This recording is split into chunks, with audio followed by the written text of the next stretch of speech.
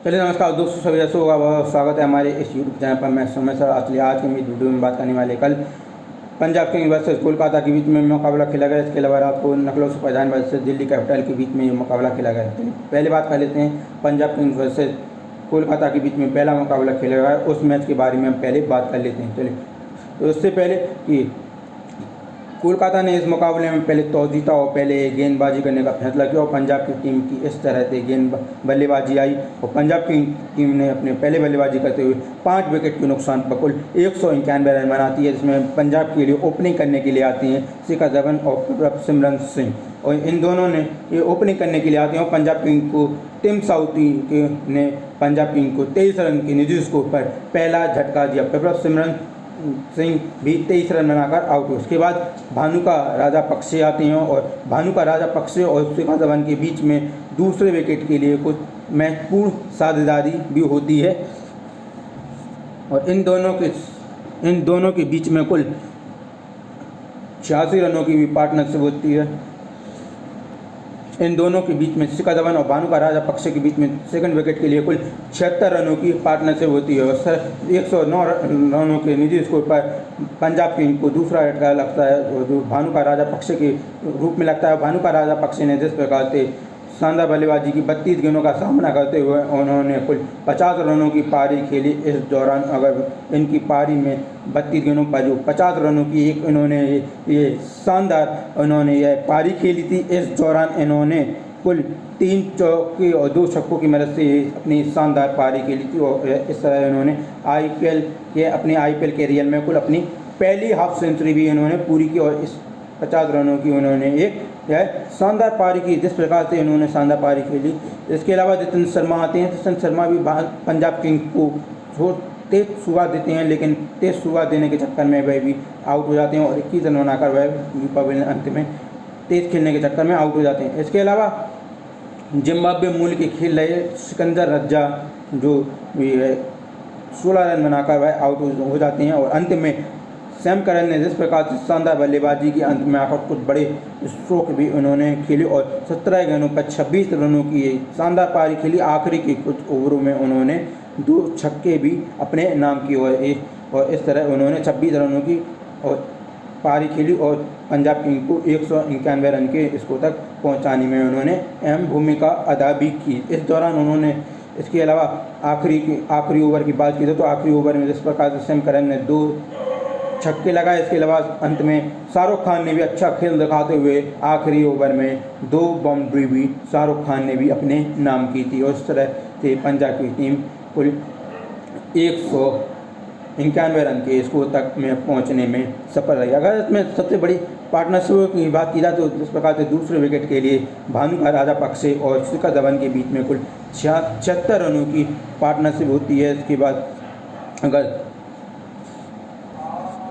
लेकिन इस मुकाबले की बात की जाए तो शिखर धवन इस मुकाबले में थोड़े धीमे साबित रहे और उन्होंने यह केवल 40 रन बनाकर ही वह बम चक्रवर्ती की गेंद पर आउट हुए। तो इस प्रकार से पंजाब की टीम ने कुल 191 रन बनाए। इसके अलावा अगर कोलकाता की गेंदबाजों पर एक नज़र डाली जाए तो कोलकाता के गेंदबाजों में 1 विकेट उमेश यादव अपने नाम कर सके। इसके अलावा टिम साउथी काफ़ी ज़्यादा महंगे साबित रहे और इन्होंने अपने 4 ओवरों के कुल कोटे में 2 विकेट जरूर लिए, लेकिन उसके लिए इन्होंने 54 रन भी लौटा दिए। इसके अलावा बम चक्रवर्ती को 1 विकेट मिला। एक काफ़ी ज़्यादा किफायती गेंदबाज रहे, लेकिन उनको एक विकेट मिला।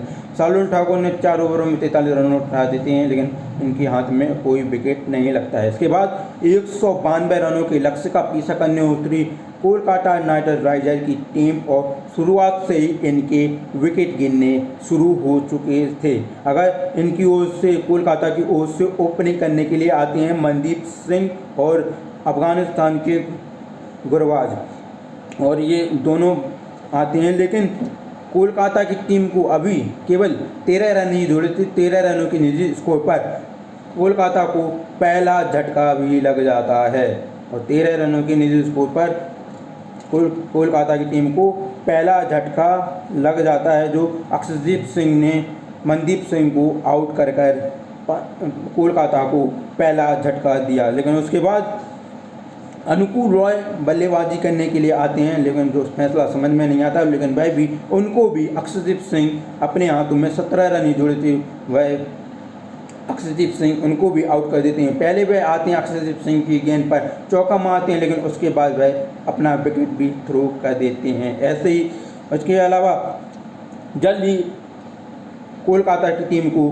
तीसरा झटका भी केवल 29 रन के निजी स्कोर पर पंजाब की कोलकाता की टीम को तीसरा झटका भी लग जाता है और गुरबाज के रूप में तीसरा विकेट भी कोलकाता अपना विकेट गंवा देती है और गुरबाज यह 22 रन बनाकर आउट हो जाते हैं। उसके बाद से कोलकाता की टीम दबाव में आ जाती है पूरी तरीके से, लेकिन उसके बाद दबाव से निकलने का बहुत प्रयास किया लेकिन नहीं निकल पाती है। लेकिन हाँ, इसके अलावा अगर बात की जाए तो जिस प्रकार से नीतीश राणा ने जरूर 24 रनों की पारी खेली, इसके अलावा वेंकटेश अय्यर ने भी 34 रनों की एक शानदार पारी खेली। इसके अलावा जरूर चौथे विकेट के लिए कुछ पार्टनरशिप जरूर हुई देखने को मिली, जरूर वेंकटेश अय्यर और नीतीश राणा के बीच में चौथे विकेट के लिए कुल 46 रनों की पार्टनरशिप हो जाती है और इस तरह 75 रन के निजी स्कोर पर चौथा झटका नीतीश राणा के रूप में जरूर लगता है, लेकिन उसके बाद चौथा विकेट 76 रन के निजी स्कोर पर लगता है। उसके बाद पांचवा झटका भी जल्द ही लग जाता है और वेंकटेश अय्यर के रूप में और कोलकाता की टीम को 80 रन की निजी स्कोर पर कुल अपना 5 विकेट गंवा देती है और रिंकू सिंह भी आउट हो जाते हैं इस तरह से। और 130 रन पर कोलकाता की टीम को अपना वह 6वां विकेट भी गंवा देती है। इसके अलावा अगर आंद्रे रसेल की बात की जाए तो आंद्रे रसेल ने भी पहले आए और उन्होंने काफ़ी अपना थोड़ा समय लिया, उसके बाद उन्होंने हिट मारने भी शुरू किए, लेकिन एक बार उनको जीवन दान भी मिला। जो विकेट कीपर बल्लेबाज पंजाब किंग्स के गेंदबाज विकेट कीपर बल्लेबाज प्रभव सिमरन सिंह ने उनका कैच भी छोड़ा था, उनको एक जीवन दान भी मिला था, लेकिन उसका वह ज़्यादा कुछ लाभ नहीं उठा सके और केवल 19 गेंदों पर 35 रन बनाकर वह आउट हुए। पंजाब की टीम ने आंद्रे रसेल के रूप में कोलकाता को तगड़ा झटका भी दिया। उसके बाद जैसे ही आंद्रे रसेल आउट होती हैं उसके बाद तो कोलकाता का जीतना थोड़ा मुश्किल नज़र आ रहा था, लेकिन उसके बाद भी शार्दुल ठाकुर आते हैं और पहली गेंद पर जिस प्रकार से वह एक शानदार सिक्स लगाते हैं उससे कोलकाता के खेमे में थोड़ी सी उम्मीद की किरण जगती है कि मुकाबला थोड़ा बन सकता है। लेकिन उसके बाद और थोड़े विकेट गिरते हैं। उसकी अगर बात की जाए तो शार्दुल उसके बाद 7वां विकेट भी जल्द ही लग जाता है और कोलकाता की उम्मीदों को बची कुछ उम्मीदों को भी तगड़ा झटका लग जाता है। लेकिन उसके बाद थोड़ी बहुत उम्मीदें बची थी जब उस समय पर 16 ओवरों का खेल हुआ था कोलकाता की टीम का। 16 ओवरों का खेल हुआ था जब कोलकाता की टीम का स्कोर कुल 146 रनों का था, 16 ओवरों में कुल 7 विकेट के नुकसान पर। उसी समय पर बारिश आती है, लेकिन उसके बाद बारिश के बाद खेल दोबारा से शुरू नहीं हो पाता है और इस तरह ढक्कन रुक्कन नियम के तहत DLS नियम के तहत पंजाब की टीम ये मुकाबला 7 रनों से अपना पहला IPL मुकाबला भी जीत जाती है। ढक्कन रुक्कन नियम के तहत ये मुकाबला पंजाब किंग्स 7 रनों से जीत जाती है और इसी के साथ IPL की पॉइंट टेबल पर भी उन्होंने पहली जीत दर्ज की। इस IPL में पहली जीत दर्ज की, जिसके लिए मैन ऑफ द मैच का अवार्ड अक्षरदीप सिंह को दिया गया। जिस प्रकार से उन्होंने अक्षरदीप सिंह ने शानदार गेंदबाजी करते हुए अपने 3 ओवरों के स्पेल में 19 रन देकर 3 विकेट अपने नाम किए, जो कि बहुत ज़्यादा महत्वपूर्ण विकेट भी उन्होंने अपने नाम की थी। अगर पंजाब किंग्स की अगर गेंदबाजों में बात की जाए तो 3 विकेट इस प्रकार से अक्षरदीप सिंह ने शानदार अंदाज में लिए और सैम करन थोड़े से हल्के से महंगे साबित हुए, लेकिन फिर भी उन्होंने 38 रन देकर 1 विकेट उन्होंने अपने नाम किया।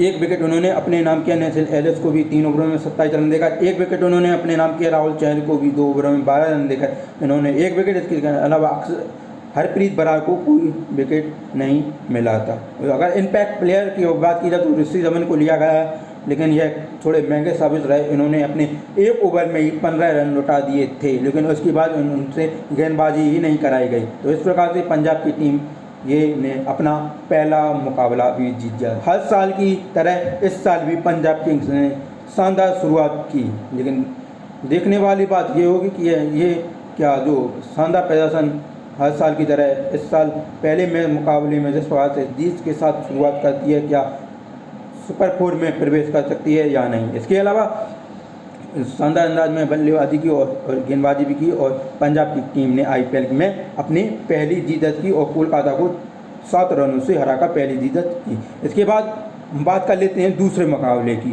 दूसरा मुकाबला रात को Lucknow super giants versus Delhi capital के बीच में ये मुकाबला खेला गया, जिसमें पहले बल्लेबाजी करने उतरी लखनऊ सुपर जायंट्स की टीम। लखनऊ सुपर जायंट्स की टीम ने अपने कुल 20 ओवरों के खेल में कुल 193 रनों का स्कोर बोर्ड पर लगा दिए थे, जिसमें ओपनिंग करने के लिए आते हैं लोकेश राहुल और काइल मेयर्स। काइल मेयर्स ने जिस प्रकार से शानदार बल्लेबाजी की, उन्होंने धागे खोल दिए दिल्ली कैपिटल के गेंदबाजों के। एक समय पर जब लखनऊ सुपर जायंट्स की टीम ने 6 ओवरों में अपने पावर प्ले के 6 ओवरों में केवल 30 रन ही बनाए थे, लेकिन उसके बाद जिस प्रकार से लखनऊ सुपर जायंट्स ने शानदार अंदाज में बल्लेबाजी की, लेकिन इस मुकाबले में लखनऊ सुपर जायंट्स के कप्तान लोकेश राहुल का बल्ला जो खामोश रहा, वह केवल 8 रन बनाकर वह आउट हुए, लेकिन काइल मेयर्स नहीं रुकी है। उन्होंने केवल 38 गेंदों का सामना करते हुए 73 रन ठोक डाले, जिस दौरान इन्होंने अगर बात की जाए तो इन्होंने 7 छक्के लगा दिए और लेकिन चौके की अगर बात की जाए तो केवल 2 चौके ही लगाए हैं। काइल मेयर्स ने इस प्रकार से शानदार बल्लेबाजी करते हुए 73 रनों की पारी खेली और इनका विकेट अक्षर पटेल ने लिया, लेकिन उससे पहले उन्होंने वह अपना काम कर चुके थे पूरी तरीके से। उन्होंने अपनी 73 रनों की पारी के दौरान उन्होंने 38 गेंदों का सामना किया और जिस दौरान उन्होंने 7 शानदार छक्के लगाए। इसके अलावा केवल 2 चौके ही इन्होंने अपनी इस पारी के दौरान कुल लगाए। इसके अलावा दीपक हुड्डा की अगर बात की जाए तो वह केवल 17 रनों पर ही आउट हुए। कुणाल पांड्या 7 रन बनाकर वह अंत तक वह नाबाद रहे। 15 रन बनाकर कुणाल पांड्या नॉट आउट रहे। मार्कस स्टोइनिस की बात की जाए, आयुष बजोनी ने भी शानदार बल्लेबाजी की और 7 गेंदों पर 18 रनों की उन्होंने भी शानदार पारी खेली। आखिरी में आयुष बजोनी ने शानदार बल्लेबाजी की और उन्होंने कुल अगर इनकी बात की जाए तो आयुष बजोनी ने 7 गेंदों का सामना करते हुए 18 रन बनाए, इसमें 1 चौका जबकि 2 छक्कों की मदद से इन्होंने 18 रनों की एक तेज तर्रार पारी भी खेली। इसके अलावा अंत में कृष्णप्पा गौतम आए और कृष्णप्पा गौतम ने भी शानदार एक गेंद इनको खेलने की मिली, लेकिन उसी गेंद पर इन्होंने छक्का भी लगाया था। लेकिन इनकी ओर से लखनऊ सुपर जायंट्स की ओर से जिस प्रकार से काइल मेयर्स ने जिस प्रकार से शानदार बल्लेबाजी की, उसी की दम पर लखनऊ सुपर जायंट्स की टीम 193 रनों के स्कोर तक पहुंचने में सफल रही। जिस प्रकार से शानदार बल्लेबाजी काइल मेयर्स ने लखनऊ सुपर जायंट्स के लिए की और केवल 38 गेंदों पर 73 रनों की पारी भी खेल डाली। लेकिन इसके अलावा अगर जिस प्रकार से काइल मेयर्स ने लखनऊ सुपर जायंट्स के लिए शानदार 73 रन, फिरोजपुर ने भी शानदार 21 गेंदों पर 36 रनों की पारी भी खेली थी। इन्होंने भी तेज तरह शुरुआत दी थी, अच्छी पारी खेली इन्होंने, जिस दौरान इन्होंने 2 चौके जबकि 3 छक्कों की मदद से ये शानदार 36 रनों की ये अपनी पारी भी खेल डाली थी। इसमें अगर पार्टनरशिप की अगर बात की जाए तो पार्टनरशिप के रूप में अगर लखनऊ सुपर जायंट्स की टीम को पहला झटका 19 रनों पर लोकेश राहुल के रूप में लखनऊ सुपर जायंट्स को पहला झटका लगता है, लेकिन उसके बाद दूसरा विकेट सीधा 98 रनों की न्यूज़ को पर जो लखनऊ सुपर जायंट्स की टीम को दीपक हुड्डा के रूप में लगता है और दूसरे विकेट के लिए